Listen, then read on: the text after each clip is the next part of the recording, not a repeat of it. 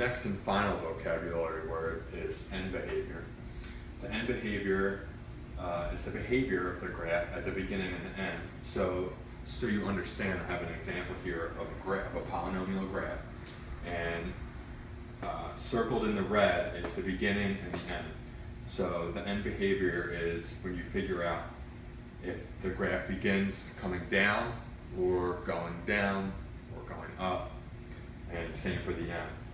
So to figure this out, we have this down here. A polynomial can either be an odd positive, an odd negative, an even positive, or an even negative.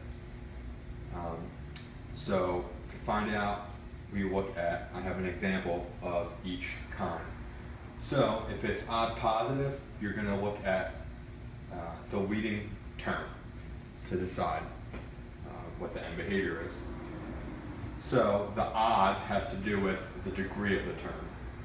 So if it's an odd number, it's going to be an odd. It determines that it's odd, not even.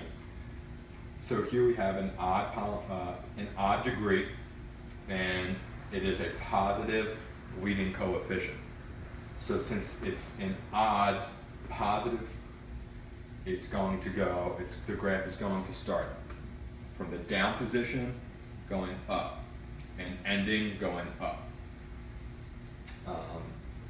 The way I like to think of it is it's odd. For the odds is, since it's odd, it's the opposite.